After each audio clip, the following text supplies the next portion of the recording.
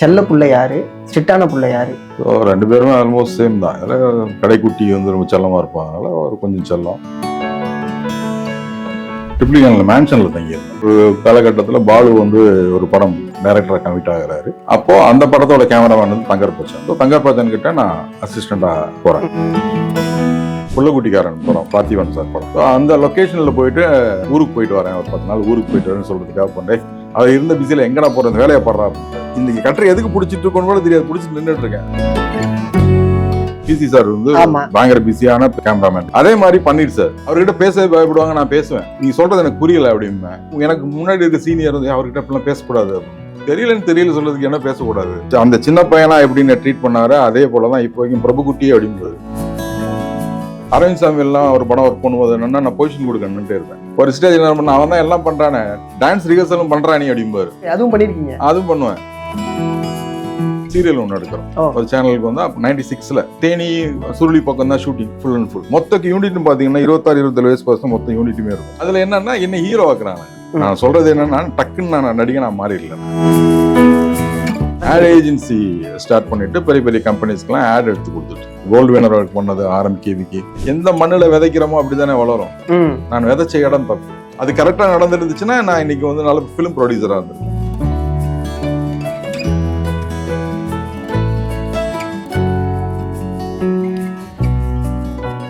பிரபாகரன் சந்திரன் ஒரு 13 வயசுல என்ன பண்ணிட்டு இருந்தாரு? அவர் யார்? 13 வயசுல எல்லாரையும் போல பள்ளிக்கூடம், 7ஆம் கிளாஸ் 8ஆம் கிளாஸ் படிச்சுட்டு இருந்தாரு. நல்லா படிக்கிற ஸ்டூடெண்ட். உங்களுடைய ஃபேமிலியை பத்தி சொல்லுங்க. லைக் வீட்டுல செல்ல புள்ள யாரு, ஸ்ட்ரிக்டான புள்ள யாரு?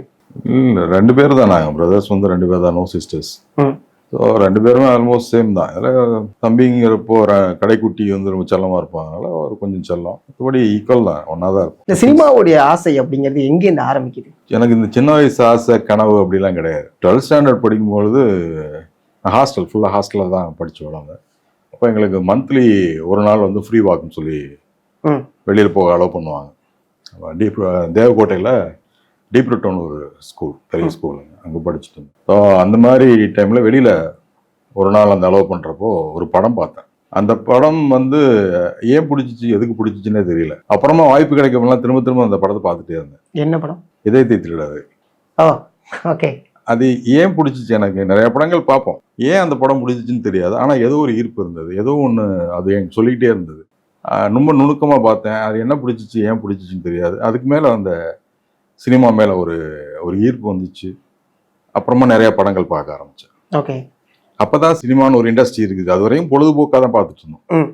சினிமாங்கிற ஒரு இண்டஸ்ட்ரி, நம்ம போய் வேலை பார்க்கலாம் அப்படிங்கிற எண்ணம்லாம் அதுக்கப்புறம் தான் வந்தது. அதுக்குள்ளே நம்ம போகலாமா, போக முடியுமா, எப்படி போகிறது அப்படிங்கிற எண்ணம் அந்த 12th ஸ்டாண்டர்ட் படிக்கும்போது தான் வந்தது. அதை முடிச்சுட்டு காலேஜ் வந்து நீங்கள் DFT? ஆமாம், சென்னை வந்தாச்சு. ஒரு கேமராமேனாக தான் உங்களுடைய கனவு ஆரம்பிச்சு? ஆமாம். எனக்கு அதை பற்றி சொல்லுங்கள், ஏன்னா அதுலேருந்து இங்கே கான்ட்ராஸ்ட் மாறுறீங்களே. இல்லை, அதுதான் அது அந்த படம் என்ன தாக்கத்தை ஏற்படுத்துச்சுன்னு புரிகிறதுக்கே ஒரு காலகட்டம் தேவைப்பட்டுச்சு. ஓகே. அதில் ஃபோட்டோகிராஃபி தான் எனக்கு வந்து அதில் ஒரு சில்னஸ் இருக்கும். அந்த படம் பார்க்கும்பொழுது அந்த சில்னஸை வந்து எனக்கு கிடச்சிச்சு. இந்த ஃப்ரேமில் பார்க்கும்பொழுது மட்டும் இல்லாமல், அது பார்க்குறதா இல்லாமல் நானே அதை உணர முடிஞ்சது. அந்த கூல்னஸையும் ஒரு சில்னஸை வந்து நான் அதை ஃபீல் பண்ணுற மாதிரி உணர்ந்தேன். அது என்ன பண்ணுச்சு அப்படின்னா, அந்த ஃபோட்டோகிராஃபி தான் பண்ணியிருந்தது. ஓகே. ஸோ அதுக்கப்புறம் தான் ஃபோட்டோகிராஃபி, கேமரானா ஹாட் ஷாட் கேமராஸ் தான் தெரியும். இப்போ SLRனு ஒரு கேமரா இருக்குது, அதை எப்படி ஹேண்டில் பண்ணுறது, அது எங்கே போனால் கற்றுக்க முடியும். ஸோ அவங்க லோக்கலில் இருக்க ஃபோட்டோ ஸ்டுடியோ, அங்கே ஒரு நண்பர், அப்புறம் என்னுடைய சிறுவயது தோழன் கைலாஷ்னு சொல்லிட்டு அவருக்கு ஃப்ரெண்டு. அப்புறம் அவங்க இன்ட்ரடியூஸ் பண்ணி அந்த கேமராவை எடுத்து, இதுதான் SLR கேமரா, இதை வச்சு என்னென்ன பண்ணலாம், இதில் வந்து என்ன இருக்குது, ஃபோக்கஸ் இருக்குது, ஜூம் இருக்குது, எக்ஸ்போஸ் இருக்குது, அப்ரேச்சரு, ஷட்டரு, இதெல்லாம் தெரியுது. அப்புறம் ஃபோட்டோஸ் எடுக்க ஆரம்பிக்கிறோம். அப்புறம் சினிமாக்குள்ளே எப்படி போகிறதுன்னு இன்ஸ்டியூட்னு ஒன்று இருக்குது. ஒன்று கேப்டன் பிரபாகரன்லாம் வந்த டைம் பெருசாக ஸ்க்ரீன் ஃபுல்லாக பேர் வரும். RK செல்வமணி, BSc, DFT அப்படிலாம். இப்படி ஒரு படிப்பு இருக்குதா, சினிமாக்குன்னு ஒரு படிப்பு இருக்குதாங்கிறது அப்போ தான் தெரியும். ஓகே. அதுக்கப்புறம் அது உள்ளே வர்றதுக்கு என்ன பண்ணணும், அதுக்கு ஒரு அப்ளிகேஷன், யாரை பார்க்கணும் என்ன. ஸோ அப்படி முறையா வீட்டில் சொல்லி, நானா ஊரை விட்டு ஓடி வந்து அப்படிலாம் கிடையாது. எனக்கு இதில் இன்ட்ரெஸ்ட் இருக்கு, ஆசை இருக்குன்னு அப்பா கிட்ட சொல்கிறேன். அப்பா என்ன பண்ணணுமோ அந்த வழிமுறைகள் மூலமாக முறையாக வந்து காலேஜ் ஃபோட்டோகிராஃபி சேர்ந்து படித்தேன். பரவாயில்ல, குடும்பத்தோட துணையோட சினிமாவுக்கு வந்திருக்க ஆமா, ஆமா. ஒரு மனிதர் அப்படின்னு எடுத்துக்கலாம். சினிமாவுடைய தேடல் அப்படிங்கிறது வந்து நிறைய இடத்துல இருந்து ஆரம்பிக்கும். ஓகே, நம்ம படிச்சு முடிச்சிட்டோம், நம்மளுக்கு வந்து இதனுடைய நுட்பம் வந்து நம்மளுக்கு தெரிஞ்சிருச்சு, கத்துக்கிட்டோம். ஆனா அதுக்குள்ள நுழையறதுக்கான ஒரு தேடல், அதனுடைய பயணம்னு ஒண்ணு இருக்கும்ல, எனக்கு அதை பத்தி சொல்லுங்க. படிக்கும் பொழுது நான் வந்து ட்ரிபிளிகன்ல மேன்ஷன்ல தங்கியிருந்தேன், ஏடி கிருஷ்ணா மேன்ஷன். அங்க அந்த மேன்ஷன்ல சில ஃப்ரெண்ட்ஸ் கிடைச்சாங்க. இப்போ படம் பண்ணாங்க டைரக்டர் பாலு, உன்னுடன் படம் பண்ணார், அவர் களமெல்லாம் காதல் வாழ்க, அவர் அங்கதான் இருந்தார். அவரோட அறிமுகம் வந்து அப்புறம் காமெடி ஆர்டிஸ்ட் தாமு, அவர் அங்க இருந்தாரு. அப்புறம் அண்ணன் அழகன் பெருமாள், அவங்கெல்லாம் அங்கதான் இருந்தாங்க. ஸோ அங்கேயே அவங்க அந்த டிஸ்கஷன் அவங்க பேசும்பொழுது அவங்க கூட ஏற்பட்ட பழக்கம், அது அவங்க கூட சேர்ந்து, அவங்களாம் சீனியர்ஸ், அவங்க கூட சேர்ந்து ஷூட்டிங் பார்க்க போகிறது. இப்போ இவர் பாலு கூட சேர்ந்து அவர் கலைஞனில் அசிஸ்டன்ட் டைரக்டர் ஒர்க் பண்ணிட்டு இருந்தார். ஸோ கலைஞன் படம் ஷூட்டிங் எடுக்கிறப்ப அங்கே போய் வேடிக்கை பார்க்குறது, போக வர அப்படி தான் இருந்தது. அப்போது ஒரு காலகட்டத்தில் பாலு வந்து ஒரு படம் டைரக்டராக கமிட் ஆகிறாரு. அப்போது அந்த படத்தோட கேமராமேன் வந்து தங்கர் பச்சான். ஸோ தங்கர் பச்சான் கிட்ட நான் அசிஸ்டண்டாக போகிறேன். செகண்ட் இயர் நினைக்கிறேன், செகண்ட் இயர் படிச்சுட்டு இருக்கும் பொழுது அசிஸ்டண்டா ஜாயின் பண்ணி போயிட்டு இருக்கேன். அப்புறம் அந்த படம் டேக் ஆஃப் ஆகலை, பாதிரம் முடிஞ்சிருச்சு, நின்றுச்சு அந்த படம். அப்புறம் படிப்பு கண்டினியூ பண்ணோம். படிப்பு முடிச்சுட்டு ஒரு தேடல் இருந்தது, யார்கிட்ட அசிஸ்டண்டா சேர்றது அப்படின்ட்டு. ஒவ்வொருத்தரா யாரெல்லாம் லைம்லைட்ல இருக்காங்க, யார்கிட்ட போனா வேலைக்கு சேர்த்துக்குவாங்க, அப்படி ரொம்பலாம் நான் தேடி அலைஞ்சு அப்படிலாம் கஷ்டப்பட்டெல்லாம் போயிட்டு வாசல்லே காத்திருந்து போகும்போது வரும்போது காரை பார்த்து வணக்கம் சொல்றது அப்படிலாம் நான் பண்ணலை. ஓகே ஓகே, போவேன், வெயிட் பண்ணுவேன், பார்ப்பேன், எஸ் சொல்லுவாங்க இல்லை நோ சொல்லுவாங்க, நாளைக்கு வான்னு சொல்லுவாங்க, இப்படி தான் இருக்கும். ஆக்சிடென்டெல்லாம் நான் வந்து பன்னீர்செல்வத்திட்ட, எம்பி பன்னீர்செல்வம் சொல்லி அவர் தான் குரு, அவர்கிட்ட தான் ஜாயின் பண்ணேன். அதுவே ஆக்சிடென்டலாக தான் தெரியும். நான் அவர்கிட்ட ஜாயின் பண்ணேங்கிறதே அவருக்கு ஒரு வாரம் கழிச்சு தான் தெரியும். ஓகே, அப்பனா லைக் இது மாதிரி ஓகே ஒருத்தர் ஜாயின் பண்ணிருக்காருப்பா, கூட்டத்தோட கூட்டமா இருக்கும்போது தெரியாது, அவருக்கே தெரியாது. நான் வந்து இப்போ கல்யாண் சொல்லிட்டு கேமராமேன் அகிலன் சொல்லி இப்போ இருக்காரு, அவர் வந்து நண்பரோட மாமா. Okay okay. ஸோ எங்களுக்கு சீனியர், சினிமாவில் ஒரு சீனியர் இருக்கு. அப்போ அவர்கிட்ட பேசிட்டு இருக்கும்போது அவர் வந்து நீ அட்வர்டைஸ்மெண்ட் ஃபீல்டு போவோம், பர்சனாலிட்டி, லாங்குவேஜ் இதெல்லாம் வந்து உனக்கு அது இருக்கும் அப்படின்னு சொல்லி அவர் 2 இடத்துல ரெஃபர் பண்ணுறாரு. பட் அங்கே எனக்கு கரெக்டான ஒரு பதில் கிடைக்கல. அவர் சொல்கிற கேமராமேன் அவைலபிள் இல்லை, அவுட் ஆஃப் சிட்டி, எப்போயாவது வருவாங்க, அவங்க நம்ம பார்க்க போன நேரத்தில் அவங்க வேற ஒரு வேலையாக இருப்பாங்க. ஸோ அது மிஸ் ஆகிட்டே இருந்துச்சு. ஒரு சீரியலில் ஒரு ஸ்டேஜில் வந்து ஒரு டயர்டாகி நான் ஊருக்கு போயிட்டு வந்துடுறேன், கொஞ்ச நாள் ஊருக்கு போயிட்டு வரேன்னு சொல்கிறதுக்காக அவரை பார்க்க போகிறேன். அவர் ஒரு ஷூட்டிங்கில் இருக்கார். அதாவது பன்னீர் சாருக்கு கிளாஷ் வந்திருக்கார். பன்னீர்செல்வம் சாருக்கு கிளாஷ் ஒர்க் பண்ணுறதுக்காக கல்யாண் இருக்கார். புள்ளக்குட்டிக்காரன் படம், பார்த்திபன் சார் படம். ஸோ அந்த லொக்கேஷனில் போயிட்டு நான் அந்த மாதிரி ஊருக்கு போயிட்டு வரேன், ஒரு 10 நாள் ஊருக்கு போயிட்டு வரேன்னு சொல்கிறதுக்காக பண்ணேன். அது இருந்த பிஸியில் எங்கடா போகிறேன், வேலையை படுறா அப்படின்ட்டு அப்படி ஜாயின் ஆனா. அப்படி போய் வேலை அங்கே அசிஸ்டண்டாக அசோசியேட்டாக ஒர்க் பண்ணுறவங்க என்னோட ஃப்ரெண்ட்ஸ் தான். ஊர் எங்கடா வந்து கட்டரை போடுறான்ட்டு நம்ம பேசிட்டே இருக்கும்போது கட்டரை கொடுத்துட்டு போயிட்டாங்க. ஓகே, எதுக்கடா இந்த கட்டரை எதுக்கு பிடிச்சிட்டு இருக்கோன்னு கூட தெரியாது, பிடிச்சிட்டு நின்றுட்டு இருக்கேன். அப்போ என்னடா மசம் நின்றுட்டு இருக்கேன், நெட்டை போடுறேன், அதை பண்ணு இதை பண்ணு, அப்படியே ஒர்க் பண்ண ஆரம்பிச்சாச்சு. பொங்கல் சாப்பிட ஆரம்பிச்சாச்சு. அப்பவே நாங்கெல்லாம் ஒரே இடத்துல கேட்கணும், எல்லாரும் தங்கியிருப்போம். பிக்கப் வரும்போது என்னையும் பிக்கப் பண்ணிட்டு போயிடுவாங்க. நான் அந்த படம் 4-5 நாள் ஒர்க் பண்ணிட்டே இருக்கேன். ஒன் ஃபைன் டே போனா அங்க கல்யாணம் இல்லை, கல்யாணத்துக்கு பதிலாக வேற ஒருத்தர், அவர் தான் பன்னீர்செல்வம். அப்படியே தொடங்கினதான். நான் இந்த ஒரு வாரத்துல வந்து யூனிட்ல நல்லா பழகிட்டேன், ஆர்டிஸ்ட் கூட நல்லா தெரியும். சம்பத்ராஜ் மாஸ்டர் சாங் எடுத்துட்டு இருக்காரு. இந்த 4-5 நாள் ஷூட்ல வந்து என்ன பண்ணுவாங்கன்னா, பொசிஷன் கொடுக்கறதுக்கு வந்து இந்த ஹைட் வெயிட் பார்த்து நிக்க சொல்லுவாங்க, ஹீரோ பொசிஷன் கொடுக்கறதுக்கு நிக்க சொல்லுவாங்க. அப்போ மேக்சிமம் என்னையே தான் நிக்க சொல்லுவாங்க, மார்க் நெல்லுன்னு சொல்லி நிக்க வச்சோம். ஸோ எல்லாருக்கும் சென்டர்ல மார்க்ல நிற்கும் போது எல்லாம் லைட் ஃபோக்கஸ்ல இருக்கும்போது சென்டர்ல இருக்கவனே எல்லாருக்கும் யூனிட்ல இருக்க எல்லாருக்குமே தெரியும். ஸோ என்ன வந்து எல்லாருக்கும் தெரியும். ஸோ அடுத்த வாரம் வர்ற பன்னீருக்கு மட்டும் என்ன தெரியாது, என்னையே பொசிஷன் கொடுக்க வச்சுதான் இவங்க லைட்டிங் பண்றாங்க, பொசிஷன் ஹீரோக்கு பொசிஷன் கொடுக்குறாங்க. அவருக்கு இது தெரியாது. நானும் போயிட்டு சார் அவ்வளோ சார் நான் உங்க அசிஸ்டன்ட்னு சொல்ல முடியாது.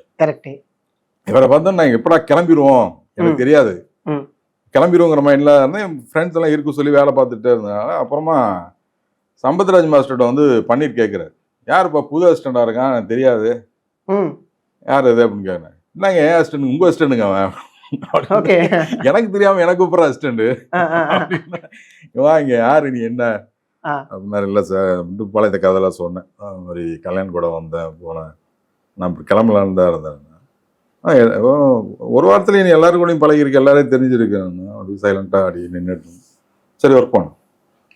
அப்படிதான் சேர்ந்தோம். என் கூட படிச்ச ஒரு ஃப்ரெண்ட்ஸ்ல வந்து ஒரு 4-5 பேர் வந்து பன்னீர் சார்ட்ட சேரணுன்னே தினமும் போயிட்டு இங்கேருந்து அவர் வீடு அண்ணா நகர்ல இருக்கும், அண்ணா நகர் வீட்டு வாசல் லொகேஷன்ல போய் பார்த்துட்டு ரொம்ப ட்ரை பண்ணிட்டு ரெக்கமெண்டேஷன்ல அப்படிலாம் ட்ரை பண்ணிட்டு இருந்தாங்க.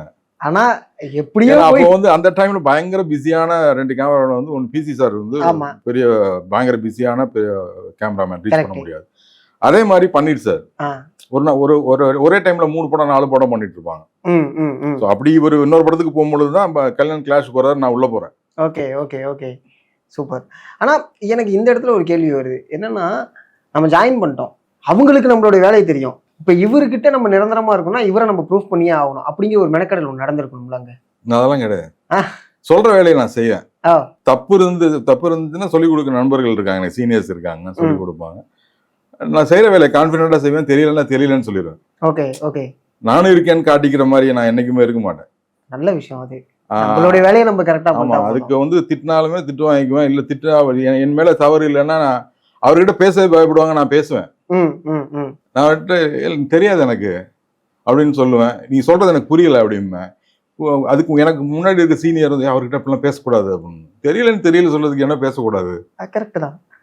ஆனா அப்படிதான் இருந்தது. குரு சிஷ்யன் அப்படிங்கிறது வந்து அந்த பயத்தோடே தான் இருந்த காலகட்டம். அது அப்படிதான் இருந்தான். இப்பதான் ரொம்ப தோல்ல கை போட்டு சுத்துறதெல்லாம். பட் அப்போ வந்து எனக்கு அது அந்த என்ன சொல்றது, எனக்கு பயம்லாம் இல்லை. அப்போ நான் பேசுவேன், அவர்கிட்ட நல்லாவே பேசுவேன். ஸ்டில் என்னை வந்து இப்போ வரைக்கும் என் கூட நான் அவர் கூட கான்டாக்ட்ல தான் இருக்கிறேன். ஏதாவது ஒரு சின்ன விஷயம்னாலும் உடனே ஃபோன் பண்ணுவாரு. அந்த சின்ன பையனா எப்படின்னு ட்ரீட் பண்ணாரு, அதே போலதான் இப்போ வரைக்கும் பிரபுக்குட்டி அப்படிங்கிறது. கிட்டத்தட்ட 25 வருஷமா அந்த ரிலேஷன்ஷிப்ல தான் இருக்கேன் அவர் கூட. ஆனா கேமராமேனா ஆரம்பிக்கிற ஒரு விஷயம் அடுத்து நம்ம கேமராமேனுக்குள்ளேயே போகணும், ஒரு கேமராமேனா மாறிடணும், டிஓபியா மாறிடணும் அப்படிங்கிற ஒரு விஷயமா தானே இருக்கணும். என்னோட கேள்வி இதுதான் வருது. கான்ட்ராஸ்டா இங்க ஆக்டிங்குள்ள வருதுன்னு ஒன்று இருக்குல்ல. கான்ட்ராஸ்ட்ன்றது கேமராமேனா டிஓபி ஆகணுங்கிறது தான் எண்ணமே. அது என்னன்னா நம்ம அப்ப இருந்த அந்த தோற்றம் இருக்குல்லையா, ஒருத்தர் பர்சனாலிட்டி இருக்குல்லையா, நம்மள வந்து கேமராக்கு முன்னாடி நிக்க வச்சுக்கிட்டே இருப்பாங்க. நிறைய அனுபவங்கள் இருக்கு. ஒரு அரவிந்த் சாமி எல்லாம் ஒரு படம் ஒர்க் பண்ணும்போது என்னன்னா நான் பொசிஷன் கொடுக்கணுன்ட்டே இருப்பேன். ஒரு ஸ்டேஜ் என்ன பண்ண, அவன் தான் எல்லாம் பண்றானே, டான்ஸ் ரிஹர்சலும் பண்றானே அப்படிம்பாரு. ஓகே, அதுவும் பண்ணிருக்கீங்க? அதுவும் பண்ணுவேன். ஃபைட் ரோல் பண்றது, ஃபைட் ஆக்ஷன் சீக்வன்ஸ் எல்லாம் வந்து ரிஹர்சல் நான் பண்ணுவேன், டேக் அவர் பண்ணுவாரு.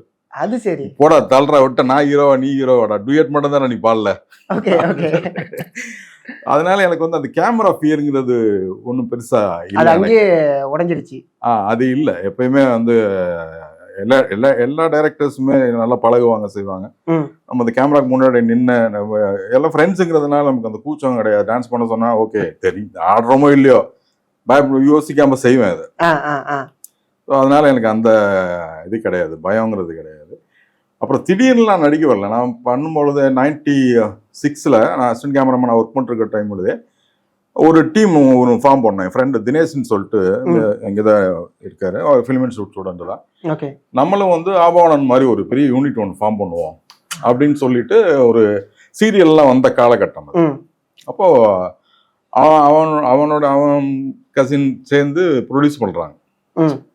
இன்னொரு நண்பர் வந்து டைரக்டர், ஒரு நண்பன் கதை கொடுக்குறான், ஒரு நண்பன் வந்து கேமராமேனா இருக்கான். அந்த டைரக்டர் பண்ற நண்பனுக்கு கீழே மற்ற சில நண்பர்கள் அசிஸ்டண்டா ஒர்க் பண்றாங்க. கேமராமேனா ஒருத்தன் ஹெட்டா, அவனு நான் ஒண்ணுதான். அவன் கேமராமேன், நான் அவனுக்கு கீழே 2 ஃப்ரெண்ட்ஸ் 3 ஃப்ரெண்ட்ஸ் அசிஸ்டன்ஸ். இப்படி ஒரு டீம் ஃபார்ம் பண்றோம். ஃபார்ம் பண்ணி ஒரு சீரியல் ஒன்று எடுக்கிறோம். ஒரு சேனலுக்கு வந்து 96ல் எடுத்துட்டு தேனி சுருளி பக்கம் தான் ஷூட்டிங் ஃபுல் அண்ட் ஃபுல். மொத்த யூனிட்னு பார்த்தீங்கன்னா 26-27 வயசு பர்சன் மொத்த யூனிட்டுமே இருக்கும். அதுல யார் ப்ரொடியூசர், யார் டைரக்டர், யார் எல்லாரும் எல்லா வேலையுமே பார்த்துட்டு இருப்போம். நம்மளா செய்யறோம்ல. அதுல என்னன்னா என்ன ஹீரோ ஆக்குறாங்க. Okay okay. 4 பேர் ஹீரோஸ். இவங்க டைரக்ட் பண்றான், இவன் கேமரா பண்றான், இவன் ப்ரொடியூஸ் பண்றான், இவங்க ப்ரொடக்ஷன் வேலை பார்க்கறான், எல்லா வேலையும் பார்ப்போம். நான் மட்டும் ரெடின்னு உடனே டச் அப் பண்ணிட்டு போயிட்டு கேமராக்கு முன்னாடி 4 ஹீரோ, நான் ஒருத்தன் ஹீரோ. ஸோ இப்படி ஒரு டீம் ஃபார்ம் பண்ணோம். அப்பவே அந்த நடிப்பு உள்ள வந்துட்டோம். Okay okay. ஸோ அதுதான் அப்பனா விதை. ஆமா ஆமா ஆமா. அவன் தினேஷ் தான் அவன் ப்ரொடியூசர். இன்னைக்கு படம் பண்றதுக்கான முயற்சியில இருக்கிறான். ராம்குமார்ங்கிறது தான் டைரக்டர்.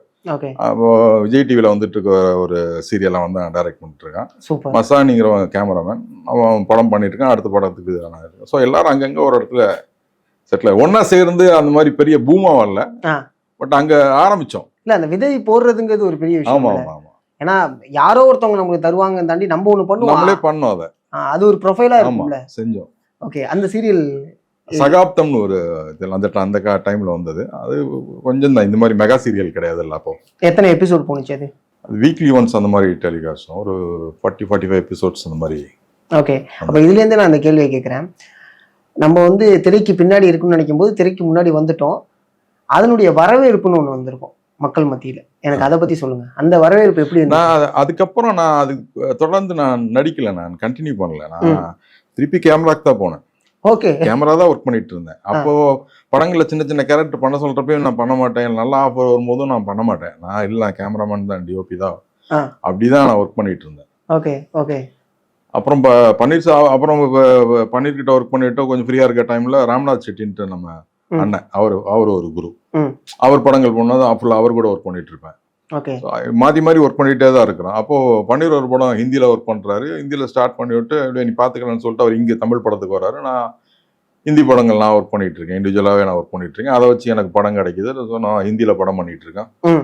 அப்படிதான் இருக்கும். அப்புறம் தமிழ்ல பண்ணணும் அப்படின்னு சொல்லி ஒரு உச்ச நடிகர், நல்ல நண்பர், அவர் கூட டிராவல் ஆகிட்டு இருக்கேன். பண்ணுவோன்ட்டு ஒரு 2 வருஷம் ஓடிடுச்சு. ஓகே. கரெக்டானது வரல. அவரை நம்மளை அங்க ஃபிக்ஸ் பண்றதுக்கான ஒரு ஸ்பேஸ் கிடைக்கல. அவர் நமக்கு பண்ண தயாரா தான் இருந்தாரு, வில்லிங்கா இருந்தாரு. பெரிய ஸ்டார் அப்படிங்கிறப்போ நம்ம ஜஸ்ட் லைக் நீ கூப்பிட்றப்போ கூட நான் போக முடியாது. நம்ம ஃபாலோ ரெகுலர் கான்டாக்ட் அப்படிதான் டிராவல் பண்ணிட்டு இருக்கோம். பட் அது தள்ளி போக ஒரு மாதிரி அடுத்த டயர்ட்னஸ் வந்துச்சு. என்ன பண்ணலாம், அடுத்து என்ன பண்ணணும். அப்புறம் அட்வர்டைஸ்மெண்ட்ஸ். நான் சொல்றது என்னன்னா, டக்குன்னு நான் நடிகை நான் மாறிடல. நான் இந்த விஷயங்கள் ஆட் ஏஜென்சி ஸ்டார்ட் பண்ணிட்டு பெரிய பெரிய கம்பெனிஸ்க்குலாம் ஆட் எடுத்து கொடுத்துட்டு இருந்தேன். ஓகே. என்னென்ன கம்பெனின்னு சொல்லலாமா? சொல்லலாம்.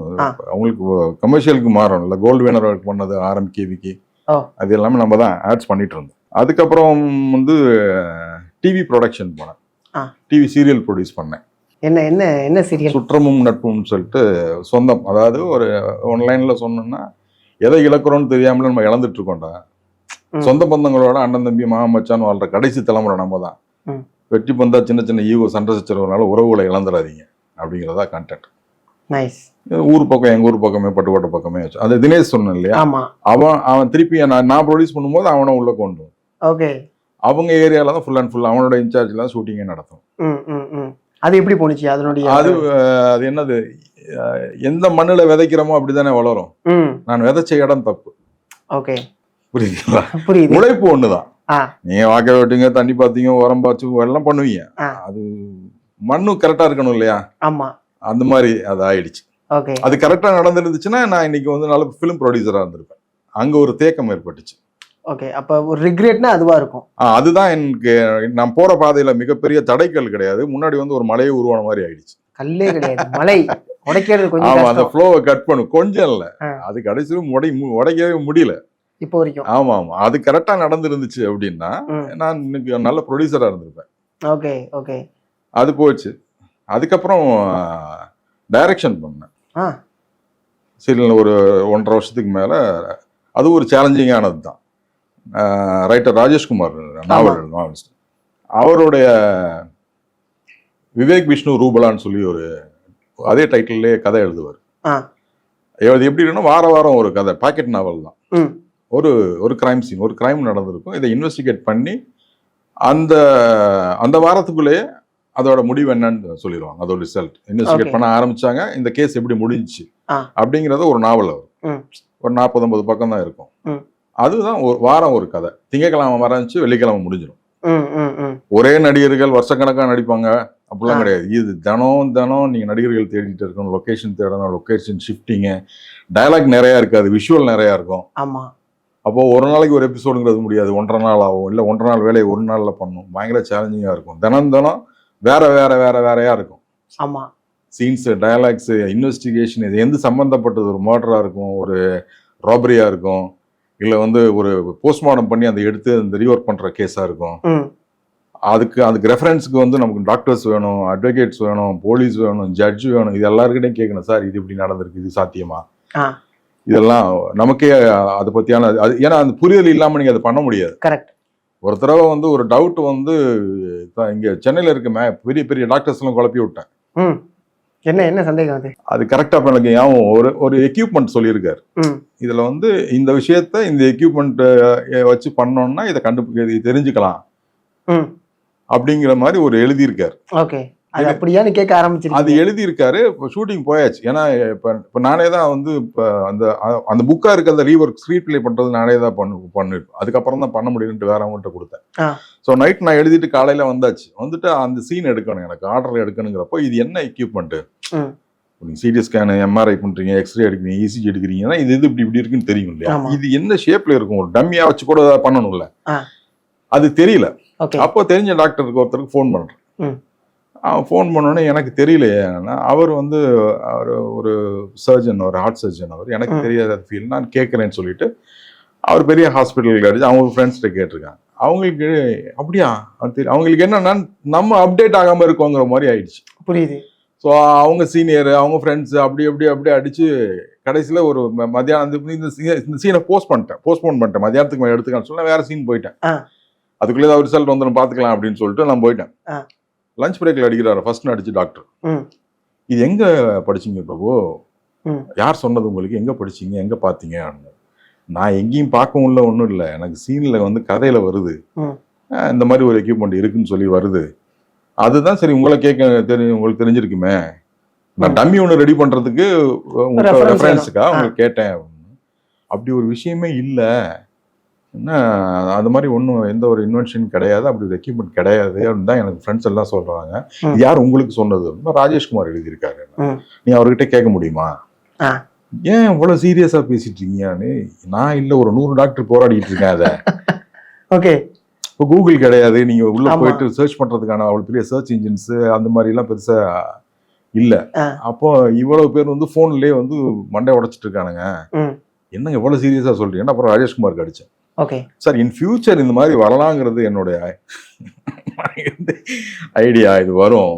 ஓகே, அப்படின்னு சுஜாதா நிறைய எழுதியிருப்பார். அவர் 20-30 வருஷத்துக்கு எழுதுனதெல்லாம் முன்னாடி ஒன்று எழுதுனதெல்லாம் இப்போ நம்ம சாத்தியமாயிட்டு இருக்கு. அந்த மாதிரி ஒன்று நாளைக்கு இது நடக்கும் அப்படிங்கிறதுல அதுக்கு பாசிபிலிட்டிஸ் இருக்குது. நான் ரிசர்ச் பண்ணி நிறைய பேர்ட்ட கன்சல்ட் பண்ணி தான் அப்படி ஒரு விஷயத்த நான் சொல்லியிருக்கேன். பிரபு அதாவது என்ன சார் ஆச்சு அப்படின்னு, இந்த மாதிரி ஒண்ணு ஆச்சு, இப்ப நான் அவங்க கிட்ட சொன்னேன்னா என்ன வந்து கொண்டுவானுங்க அந்த டாக்டர்ஸ் எல்லாம். எனக்கு கேட்டிருக்கலாமே சார் அப்படின்னா, சார் உங்களுக்கு அடிச்சேன், உங்களுக்கு லைனே போகல, என்கேஜ் இருந்தா கூட திருப்பி அடிச்சிருப்பேன், லைனே கிடைக்கல எனக்கு அப்படின்னு சொல்லிட்டு லஞ்ச் பிரேக் முடிச்சுட்டு முதல் போனை பண்ணி ஐயா மன்னிச்சுக்க அப்படின்னு, என்னாச்சு அப்படின்னா சொன்னோன்னே எங்கடா இருக்கு நீ, அது வரைக்கும் மரியாதையா பேசிருந்தேன், கொள்றான் செருப்பு அடிக்கிறான் அவனேன்னு சொல்லி நான் என்னோட விட்டு இவ்வளவு பேரை கேட்டேன், இந்த ஹாஸ்பிட்டல் கிடைச்சா அந்த ஹாஸ்பிட்டல் அடிச்சு, இப்ப இருக்க பெரிய டாப் லெவல் ஹாஸ்பிட்டல் எல்லாருக்கும் அடிச்சிருக்காங்க. ஆமா, பேக்கப் போனதுக்கு அப்புறம் ஒவ்வொருத்தரையா நம்பரை கொடுத்து பேசுறேன், 2 பேரும் அவங்களே பேசினாங்க, என்ன சார் நீங்க வேலையை விட்டு டென்ஷன் ஆகி அம்மா அப்டேட் ஆகலன்ட்டு ஒரு மாதிரி ஆயிடுச்சு அப்படின்லாம் பேசி, ஆமா அவங்களுக்கு ஒரு கில்ட்டி. ஆமா, இதெல்லாம் நடந்து இந்த மாதிரி சொல்ல டாபிக் விட்டு போயிடும். ஒரு விஷயம் பண்ணோம்னா அது தெளிவு இல்லாம பண்ணக்கூடாதுன்னு நல்லாவே பண்ணோம். அந்த கதைகளை வந்து நல்லா பண்ண, நல்ல அப்ரிசியேஷன். ராஜேஷ்குமாரே என்ன பண்ணாருன்னா, இனிமேல் நான் வந்து கதை கொடுக்குறேன் அப்படின்னா நீங்க பண்ணா மட்டும்தான் சார் நான் வந்து கதை கொடுப்பேன். சேலஞ்ச் அது. ஆமா, அவர் ஏன்னா இதுக்கு முன்னாடி என்னோட கதைகள் பண்ணிருக்காங்க, நான் ஒன்னு எழுதியிருப்பேன், அவங்க ஒன்னு எடுத்திருப்பாங்க, நான் ரொம்ப திருப்தியா இருக்கேன் சார் அப்படின்னு சொன்னாரு. அப்புறம் ஒரு 6 மாசம் கழிச்சு எனக்கு வேற ஒரு ஆப்பர்ச்சுனிட்டி வந்துச்சு. இந்த மாதிரி ராஜேஷ்குமார் கதை ஒன்று நாங்கள் பண்ணுறோம், நீங்கள் பண்ணி கொடுங்க அப்படின்னா. என்ன பண்ண என்ன ஏதுன்னு கேட்டோன்னா, அவங்க வழக்கமாக அந்த ஒரு நாளைக்கு 1.5 எபிசோடு எடுக்கணும் அப்படின்னு. அது என்னால் முடியாதுங்க. இல்லை சார், நான் பேமெண்ட் ஒரு நாளுக்கு இது ஒன்று எக்ஸ்ட்ரா கொடுக்குறோம். இது ஒரு விஷயம் புரியுதுங்க, டயலாக் ஓரியன்டா 1.5 எபிசோடு கூட எடுக்கலாம். இது வந்து விஷுவல், எங்கே நீ கேமரா திருப்பினாலும் லைட் வைக்கணும், ஆமாம், மூமெண்ட் இருக்கணும், அது வந்து அந்த டைம் எடுக்கும். அதனால நான் சும்மா தலையாட்டிட்டு காசு வரும் தலையாட்டிட்டு என்னால் பண்ண முடியாது அப்படின்னு சொல்லிட்டேன். அப்புறம் திரும்பி ராஜேஷ்குமார் சார் லைன்ல வந்து, என்ன சார் சொன்னேன் பண்ண மாட்டேங்கன்னா, அப்பதான் தெரியும் அவர் தான் ரெஃபர் பண்ணியிருக்காரு. உங்களுடைய 6 மாசத்துக்கு 1 வருஷம் முன்னாடி சொன்னது அப்படியே விடாம நீங்க பண்ணீங்கன்னா நான் கொடுக்குறேன்னு சொல்லி நான் தான் சார் உங்க பேரை சொன்னேன் அப்படின்னா. ஐயோ ரொம்ப தேங்க்ஸ் சார், அவங்க வந்து யதார்த்தம் புரியாம பேசுறாங்க, மெகா சீரியல் மாதிரி சுருட்டி கொடுக்க சொல்றாங்க, நீங்க ஏன் வந்து என்னை ரெஃபர் பண்ணீங்களோ அது அங்க நடக்காது, நானும் சுருட்டி கொடுத்து தான் போவேன். அப்போ இதுக்கு முன்னாடி யாரெல்லாம் குறை சொன்னீங்களோ அந்த லிஸ்ட்ல நானும் வருவேன் சார், இது பண்ணாமலே இருக்கலாம் சார் அப்படின்னு. அப்புறம் அவரு நான் கொடுக்கலன்ட்டாரு. அந்த மாதிரி ஒரு சேலஞ்சிங்கான ஒரு விஷயத்த நல்லா பண்ணும் நல்ல டைரக்டர் தான் நான். சூப்பர். அதுக்கப்புறம் தான் என்னன்னா எல்லாத்தையுமே பண்ணி பார்த்தணுங்கிற ஒரு ஆசையா இல்ல பண்ண முடியுங்கிற நம்பிக்கை தான். ஆனா அது எதிர்ச்சியா நடந்த ஒரு விஷயமா இல்ல நான் முயற்சி பண்ணி டைரக்ஷன் போல ப்ரொடக்ஷன் பண்ணணுங்கிற ஆசை இருந்தது. நம்ம ஒரு பக்கம் முயற்சி பண்ணிட்டு இருக்கோம், வேற ஒரு பக்கம் வந்து அது இது சம்பந்தம் இதுக்கு ஈடான ஒரு வேலை இன்னொரு பக்கம் நடந்து நம்ம அதுக்குள்ள கூட்டு போறாங்க. அப்படிதான் அது உள்ளே போனது. டைரக்ஷன் பண்ண ஆரம்பிச்சா அவங்க வந்து எனக்கு முன்னாடி நேரடி பழக்கம் கிடையாது, பட் ஃப்ரெண்டுக்கு ஃப்ரெண்ட் அப்படிதான் ஒரு இதுல நமக்கு கூப்பிட்டு வர்றாங்க. எப்படி பண்ணாங்க அவங்களுக்கு ஃபர்ஸ்ட் ப்ரொடக்ஷன். ஸோ அவங்க வந்து அவங்களுக்கு கைட் பண்ணணும், இதை ஹேண்டில் பண்றதுக்கு. நான் மேபி இபி மாதிரி நமக்கு கொடுப்பாங்க, எக்ஸிக்யூட் பண்ணி அவங்களுக்கு கொடுக்கணுங்க. அந்த மாதிரி தான் நான் அவங்கள்ட்ட பேசிட்டே இருக்கேன். ஷூட்டிங் ஒரு வாரத்துக்கு முன்னாடி தான் நீங்களே பண்ணுங்க பிரபு, அப்படி நான் தான் பண்றேன்னு சொல்றேன், நான் பண்றேன்னா எக்ஸிக்யூட் பண்றேன்னு தான் சொல்றேனே. இல்ல நீங்க டைரக்ட் பண்ணுங்க. என்ன இதுல டைரக்ட் பண்ண சொல்றீங்க? நீங்க பண்ணுங்க. இல்ல நீ பண்ணலாம் பண்ணுங்க. அப்படிதான் டைரக்ட் ஆனேன். சூப்பர். அப்ப கதை எழுதுனது உண்டா? ஓகே, டைரக்ட் பண்ணிட்டோம், நம்ம அடுத்து படம் பண்ணலாம், அதுதான் அடுத்தது. படத்துக்கான கதைகள் இதே ப்ரொடியூசர்ஸ் வேற சில பார்ட்னர்ஸ் கூட சேர்ந்து ஒரு பட்ஜெட்ல போட்டு கதைகள்லாம் கொடுத்து நல்லா இருந்தது. ஆஃபீஸ் எல்லாம் போட்டு ஒர்க் பண்ணிட்டு இருந்தோம். 4-5 மாசம் போயிட்டு இருந்துச்சு. ஒரு 2 மாசத்துல ஷூட்டிங் ஆரம்பிக்கும் போது அவங்களுக்குள்ள பார்ட்னர்ஸ் ப்ரொடியூசர்ஸ்குள்ள ஏதோ ஒரு இருந்துச்சு. அது கொஞ்ச நாள் ஓடிச்சு, அப்படியே ஹோல்ட் ஆயிடுச்சு. அப்புறம் இல்லை நம்ம வேறு செட்டப்பில் ஸ்டார்ட் பண்ணலாம் அப்படின்ட்டு அப்படி 1 வருஷம் 1.5 வருஷம் அப்படி. அப்புறம் நான் காலமாக நீர்த்து போயிடும் இல்லையா, அப்படியே இதாகிடுச்சு. சரி அடுத்த படம் வேற ஒரு கதை பண்ணுவோம்னு சொல்லிட்டு கதை பண்ணிட்டு சும்மா இருக்கக்கூடாதுன்னு பிஸ்னஸ். என்ன பிஸ்னஸ் கேட்டரிங் பண்ணிட்டு இருந்தேன் பெங்களூர்ல சாஃப்ட்வேர் கம்பெனிஸ்க்குலாம். கேட்டரிங் ஒரு 4-5 கம்பெனிஸ்க்கு வந்து பெரிய கிச்சன் ஒன்று எடுத்து எல்லா வேலையும் பார்த்துருவோம், போட்டு எல்லாத்தையும் அனுப்பி விட்டுருங்க, அந்த எழுதிட்டு இருக்கிறது கதை பண்ணிட்டு இருக்குது, அந்த மாதிரி எல்லாம் பண்ணிட்டு இருந்தேன். இதே நமக்கு ஆரம்ப காலகட்டத்தில இருந்து நமக்கு வந்து நடிக்கிறது வந்து ஒரு ஆஃபர் கொடுத்துட்டே இருப்பாங்க, ஏதாவது ஒன்று வந்துட்டே இருக்கும். இதர் படம் இல்லைன்னா சீரியல் சைட் பார்த்தீங்கன்னா இவர் நம்ம விக்ரமாதித்தன் டைரக்டரு, திருமுருகன் டைரக்டரு, இவங்கெல்லாம் வந்து அவங்க ஃபர்ஸ்ட் ஆரம்பிக்கும் ஒரு ப்ராஜெக்ட் முடிஞ்சு ஆரம்பிக்கும் பொழுது நமக்கு ஒரு கால் வரும், இது பண்ணுப்பா நல்லா கேட்டுருப்பா பண்ணுப்பா இது வாப்பான்னு சொல்லி கூப்பிடும். ஏன்னாங்க சீரியலில் போய் மாட்டணும் ஆளுக்குள்ள சுருண்டுருங்க, நான் அவர்கிட்ட அவாய்ட் பண்ணிட்டே இருக்கேன். ஸோ இந்த பிஸ்னஸ்ல இருக்கும், இந்த படம் பண்றதுக்கான நாட்கள் தள்ளி போயிட்டு இருக்கு. நாள் தள்ளி போல எப்பனே தெரியாம இருந்தது, ஒரு கேள்விக்குறியாவே இருந்தது. ஆமா, இப்படி ஓடிட்டே இருக்கோம். ஒண்ணு வந்து நம்ம தேடி ஓடுறது வந்து நம்ம கைக்கு வரல, எங்க இருக்குன்னே தெரியல. ஆனா நம்மளை தேடி ஒண்ணு வந்துகிட்டே இருக்குது, எப்ப பார்த்தாலும் பல வருஷமா வந்துகிட்டே இருக்குது. வேணாம்னு சொல்லிட்டே இருக்கோம். சரி சும்மா கொஞ்ச நாளைக்கு போவோம் அப்படின்னு ஆரம்பிக்கும். ஆமா, இது ரொம்ப படம் பண்ணுங்கிறதுக்காக ரொம்ப தள்ளி இருக்கும், சினிமா விட்டு விலகி இருக்கிறோம். சமயமா எப்போ நம்ம ஒர்க் பண்ணணும்னு யோசிச்சா 2 வருஷம் ஆயிடுச்சு. ஒரு அசிஸ்டண்டா ஒர்க் பண்ணி கூட பொங்கல் சாப்பிட்டு 2 வருஷம் ஆச்சு அப்படின்னா. சரி இது நம்மளை விரட்டிகிட்டே இருக்கே, சரி கொஞ்ச நாளைக்கு போகலாம் அப்படின்ட்டு உள்ள வந்தேன். அப்படி ஒரு 7-8 வருஷம் ஆயிடுச்சு.